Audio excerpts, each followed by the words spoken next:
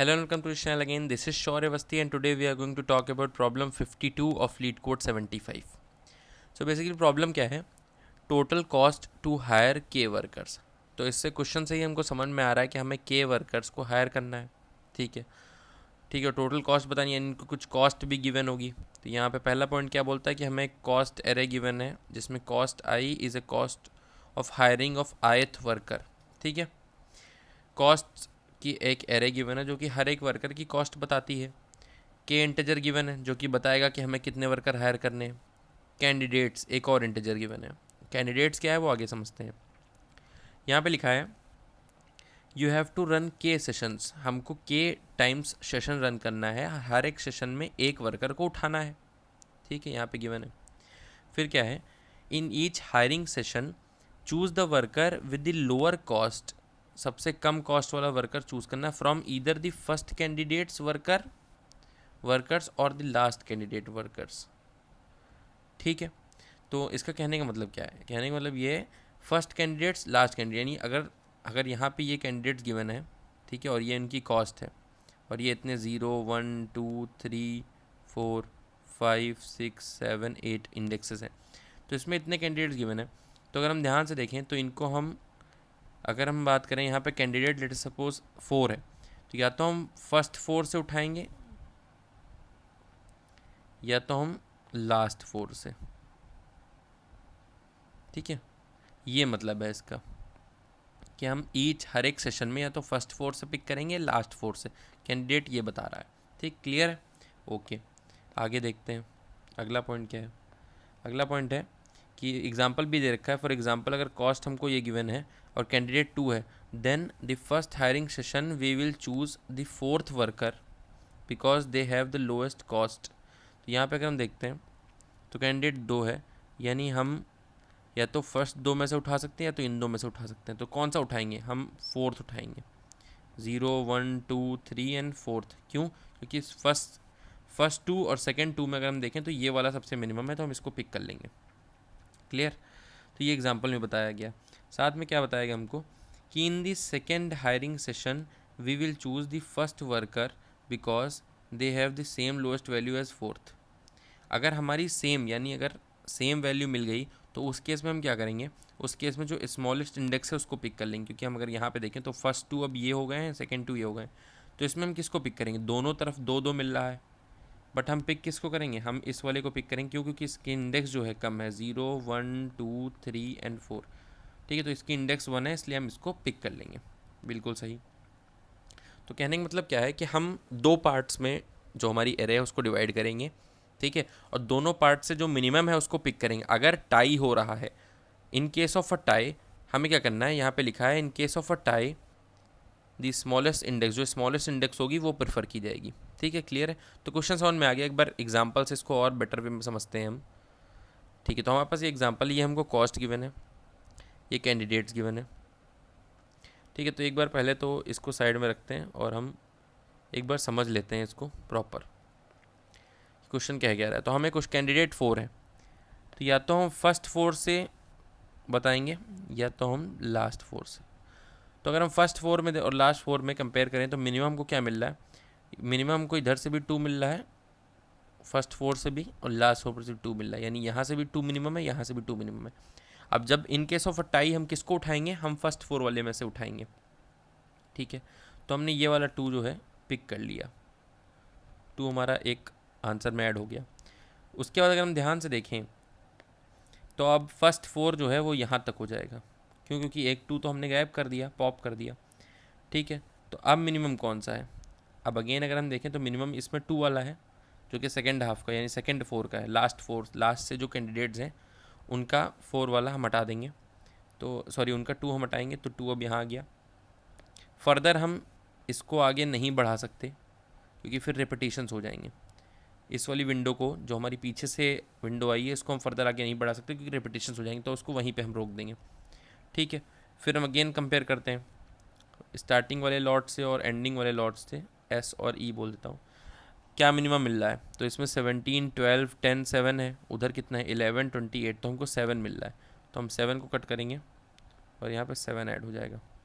Candidates कितने लेने थे हमको, 3 कैंडिडेट्स हमने चूज़ कर लिए। आंसर कितना आ गया 11 एंड 11 इज़ द आंसर।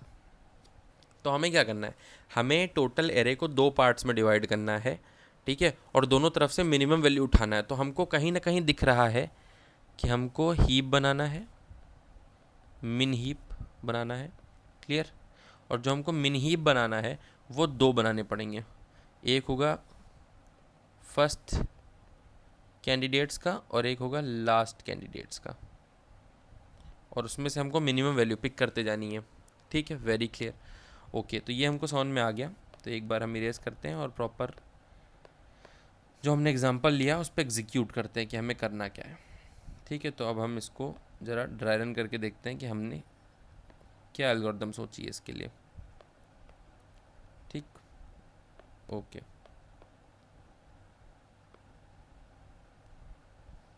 ठीक है। तो हमारे पास क्या है, के की वैल्यू 3 है, कैंडिडेट्स 4 हैं, कॉस्ट हमारी कॉस्ट एरे गिवन है। हम बनाएंगे 2 मिन हीप,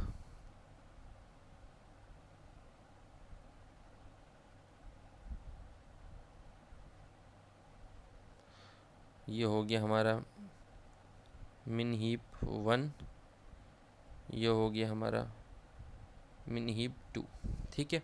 तो हमने 2 मिन हीप बना लिए प्रायोरिटी क्यू के हेल्प से।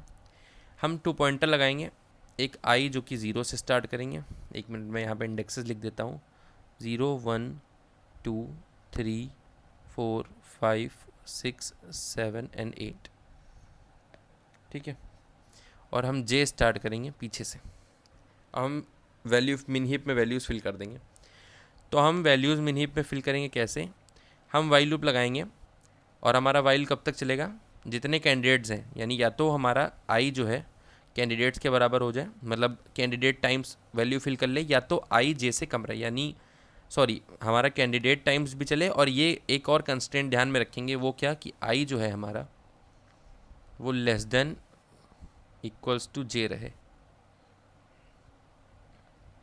क्यों, क्योंकि ऐसा केस हमको इसलिए लगाना पड़ेगा, तो वरना रिपीटेड वैल्यू फिल हो जाएंगी। लेट अस सपोज इसकी लेंथ है 9, क्योंकि 8 माइनस 0 प्लस 1 दैट इज़ 9 है इसकी लेंथ। जो हमारा साइज़ है कॉस्ट का वो 9 है, क्लियर। अब अगर मैं बोल दूं कि हमारा जो कैंडिडेट है वो 9 ही है, तो हमारा मिन हीप और जो मिन हीप 1 और मिन हीप 2 है उसमें आगे पीछे से दोनों जगह रिपीटेड वैल्यूज़ भर जाएंगी। तो इसलिए हम ये करेंगे कि अगर हमारा कैंडिडेट जो है, कैंडिडेट का जो नंबर इंटीजर का जो नंबर है वो अगर हमारा साइज़ बाई 2 से ज़्यादा हो गया, तो उस केस में रिपीटेशंस ना हो, उसके लिए हम ये वाले कंडीशन लगा देंगे। अभी क्लियर हो जाएगा जब हम आगे सॉल्व करेंगे। तो एक एक करके वैल्यू पहले फिल करते हैं। तो हमने 17 रखा, आई को इंक्रीमेंट किया, 12 रखा, आई को इंक्रीमेंट किया, 10 रखा, आई को इंक्रीमेंट किया, 2 रख दिया एंड आई को इंक्रीमेंट कर लिया, ठीक है। यानी के कैंडिडेट्स थे 4, तो 4 कैंडिडेट्स हमारे मिन हीप में आ चुके हैं, बिल्कुल। उसके बाद देखते हैं, जे को हमने 8 रखा, फिर हमने जे को डिक्रीमेंट किया, 20 रखा, फिर जे को डिक्रीमेंट किया, 11 रखा, फिर जे को डिक्रीमेंट किया, 2 रख दिया एंड फिर अगेन जे को डिक्रीमेंट किया। हमारे आई और जे दोनों सेम पोजीशन पे हैं, ठीक है। यहाँ तक हमारा जो कंस्ट्रेंट है वो सही है, कोई दिक्कत नहीं, कंस्ट्रेंट फॉलो हो रहा है, ठीक है। अब हमारा क्या हुआ, ये स्टेप कंप्लीट हो गया। हमने कैंडिडेट की 4 वैल्यू जो थी वो हमने मिन हीप 1 मिन हीप 2 दोनों में डाल दी, बिल्कुल। और इस कंस्ट्रेंट का भी ध्यान रखा कि आई और जे जो है वो हमारे पास ना करे, यानी ओवरलैप ना कर जाए। ओवरलैप कर सकते हैं, मतलब कि ये नहीं हो जाए कि आई जे से ग्रेटर ना हो जाए, ठीक है।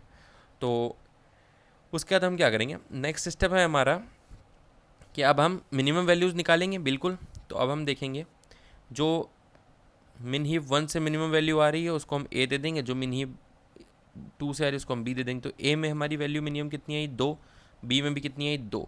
जब ए और बी दोनों इक्वल वैल्यूज़ प्रोड्यूस कर रहे हैं तो उस केस में हम ए वाले को चूज़ करेंगे। क्यों, क्योंकि ये फर्स्ट हाफ, यानी ये फर्स्ट वाला जो है ये हमारा फर्स्ट कैंडिडेट्स हैं। तो जो फर्स्ट कैंडिडेट्स होंगे उनकी इंडेक्स कम होंगी, तो इसलिए हम ए वाला चूज़ कर लेंगे। तो हमने क्या चूज़ किया, ए वाला। तो हमने क्या किया, answer plus equals to sorry answer equals to क्या किया हमने, +2, ठीक है। अब +2 जैसे ही हमने किया, हमने उसको मिन हीप से किया पॉप करते ही हम चेक करेंगे कि क्या हमारा आई जो है लेस देन इक्वल्स टू जे है। अगर है तो एक और वैल्यू इसमें हम पुश कर देंगे। क्यों? क्योंकि हमें अल्टीमेटली मिनिमम 4 रख सकते हैं ना, तो 4 हम रख लेते हैं इसमें। सॉरी, मैक्सिमम 4 हम रख सकते हैं, तो हम एक और रख लेते हैं। तो हमने आई में 7 है तो हमने 7 भी इसमें डाला और आई को बढ़ा दिया आगे। अब आई जे से बड़ा हो चुका है, यानी ये कंस्ट्रेंट फॉलो नहीं हो रहा। अब कोई भी वैल्यू एंटर नहीं कर सकती, ना कि मिनी हीप में ना कि मैक्स हीप में, वरना ओवरलैपिंग हो जाएगा। ठीक है, तो जैसे इसमें एक वैल्यू हमने पॉप किया, तुरंत हमने एक पुश भी कर दिया 7। ठीक, अब हम देखते हैं, 2 तो हमारा हो गया। अब मिन हीप, अब इसमें किससे हमारा मिनिमम क्या आएगा? ए इज इक्वल टू मिनिमम है हमारा 7। 7 इधर से, 2 इधर से, 7 इधर से। मिनिमम क्या है? बी वाला मिनिमम है। तो हम बी वाला इस बार प्लस करेंगे और इसमें से 2 को करेंगे पॉप। 2 को पॉप कर देंगे, बट कोई नई वैल्यू एंटर नहीं कर सकती। क्यों? क्योंकि हमारा कंस्ट्रेंट जो है वो फॉलो नहीं होगा फिर। ठीक है, आई आगे निकल चुका है। आई आगे निकल चुका है, मतलब अब ओवरलैपिंग हो जाएगी अगर हमने कोई भी वैल्यू फिल कर दी तो। ठीक है, तो वापस देखते हैं बी से क्या निकलता है हमारा। बी से मिनिमम है 8। ठीक है, तो हम क्या चूज़ करेंगे? बी है 8, ए है 7, तो हम 7 चूज़ करेंगे। हमने 7 चूज़ किया। 7 को किया पॉप, कोई वैल्यू एंटर नहीं कर सकती। क्यों? वरना कंस्ट्रेंट फॉलो नहीं होगा। ठीक है, हमारी कंडीशन लग चुकी है, आई आगे बढ़ चुका है। अब अगर हम ध्यान से देखें तो हमने कितनी बार पॉप कर लिया, यानी हमने पॉप कर लिया कितनी बार? 3 बार। और हमको 3 बार ही करना था अल्टीमेटली, क्योंकि हमें 3 वर्कर्स ही चाहिए। 3 वर्कर्स चाहिए। पहले वर्कर की कॉस्ट 2 रुपया है, मतलब 2 है, जो भी है, रुपया समझो या डॉलर कुछ भी हो। दूसरे का भी 2 है, तीसरे का भी 7 है। ठीक है, तो प्लस करेंगे, आंसर आ जाएगा 11। तो 11 इज़ दी आंसर। तो सिंपल है, हमें कुछ नहीं करना है। 2 मिन हीप बनाने हैं, मिन हीप में वैल्यू कैंडिडेट्स के बराबर फिल कर लेनी है, ये कंस्ट्रेंट लगा करके कि जो हमारा आई और जे है वो एक दूसरे को ओवरटेक ना करे। मतलब आई छोटा रहे, जे हमारा बड़ा रहे, या तो इक्वल हो। मतलब एक दूसरे पे ओवरलैप कर सकते हैं बट ओवरटेक नहीं कर सकते। ठीक है, क्लियर है। ये चीज़ हमने बता भी दी कि हम ये वाला कंस्टेंट क्यों फॉलो कर रहे हैं, ताकि रिपीटेड वैल्यूज़ बार बार हमारी इंक्लूड ना हो जाए सम में।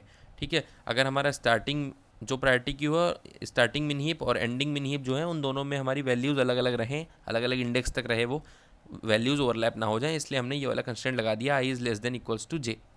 ओके, ठीक है, तो इसका हम एक बार कोड करके देखते हैं। काफ़ी ईजी है, कुछ स्टेप्स में ही इसका कोड हो जाएगा। तो क्या है यहाँ पे कोड में, हमने सबसे पहले एन ले लिया जो कि कॉस्ट का साइज़ बता रहा है। फिर हमने एक मिन हीप बना लिया, 2 मिन हीप बनाए, प्रायोरिटी Q1 प्रायोरिटी Q2। ठीक है, फिर हमने 2 पॉइंटर चलाया, आई 0 से और जे हमारा n-1 से। ठीक है, हम क्या कर रहे हैं, जब तक हमारा प्रायोरिटी Q1 का साइज़ हमारा कैंडिडेट से कम है और प्रायोरिटी Q2 का साइज़ कैंडिडेट से कम है, और साथ ही साथ में ये कंस्टेंट फॉलो हो रहा है कि J is less than equals to I, इधर भी J is greater than equals to I, J is greater than equals to I. तब तक हम क्या करेंगे, प्रायोरिटी Q1 और प्रायोरिटी Q2 में एक तरफ से आई पुश करते रहेंगे और आई इंक्रीमेंट करेंगे, उधर जे पुश करते हुए जे डिक्रीमेंट करेंगे। ठीक है, इससे क्या होगा, इससे या तो हमारे कैंडिडेट मतलब नंबर ऑफ कैंडिडेट साइज का, candidate number of elements priority Q1 में और candidate number of element priority Q2 में आ जाएंगे, या तो अगर कम है तो हाफ हाफ आ जाएंगे। ठीक है, क्लियर। इससे ये होगा हमारा। उसके बाद हमने लॉन्ग लॉन्ग में आंसर ले लिया। ए और बी में हमने प्रायोरिटी Q1 से मिनिमम एलिमेंट और प्रायोरिटी Q2 से मिनिमम एलिमेंट निकाल लिया। दोनों में से जो कम है, यानी जो मिनिमम है फर्स्ट हाफ, यानी सॉरी फर्स्ट कैंडिडेट्स में या लास्ट कैंडिडेट्स में, जो भी मिनिमम मिल रहा है, ए वाला हमारा रिप्रेजेंट करता है minimum of first candidates, B represent करता है मिनिमम ऑफ लास्ट कैंडिडेट्स। जो भी मिनिमम है उसको हम आंसर में ऐड कर ले रहे हैं, प्रायोरिटी क्यू से उसको पॉप कर दे रहे हैं। ठीक है, सिमिलरली एल्स केस में भी हो रहा है। और साथ ही साथ हम चेक कर रहे हैं कि अगर कोई भी एलिमेंट बच रहा है left to cover, left to cover का मतलब है कि अभी आई जे जो है हमारा ओवरलैप नहीं करे हैं, इसका मतलब है एलिमेंट बच रहे हैं अभी और कवर करने को। तो जिधर हमारा प्रायोरिटी क्यू जो प्रायोरिटी Q1 या प्रायोरिटी Q2, जो प्रायोरिटी क्यू ऐसा होगा जिसमें हमारा मतलब जिसमें से हमारा पॉपिंग होगी, उसमें हम पुश कर देंगे अगेन, ताकि हमारा एट द एंड कैंडिडेट्स के इक्वल नंबर ऑफ एलिमेंट्स उसमें हो जाए। ठीक है, तो अगर हमने Q1 वाला सेलेक्ट किया मिनिमम और Q1 को पॉप किया, यानी प्रायोरिटी Q1 से पॉप किया, तो उसी में पुश कर देंगे। एक एलिमेंट कम पड़ा तो एक बढ़ा दिया। सिमिलरली प्रायोरिटी Q2 में अगर पॉप किया तो उसमें भी एक एलिमेंट बढ़ा दिया, अगर रिक्वायर्ड है, यानी अगर कंस्ट्रेंट फॉलो हो रहा है कि एलिमेंट्स लेफ्ट टू कवर हैं अगर। ठीक है, उसके बाद हमने क्या किया, रिटर्न आंसर कर दिया और एक बार रन करके देखते हैं इसको। ठीक है, सिंपल, ये रन हो रहा है। एक बार सबमिट करके देख लेते हैं इसको।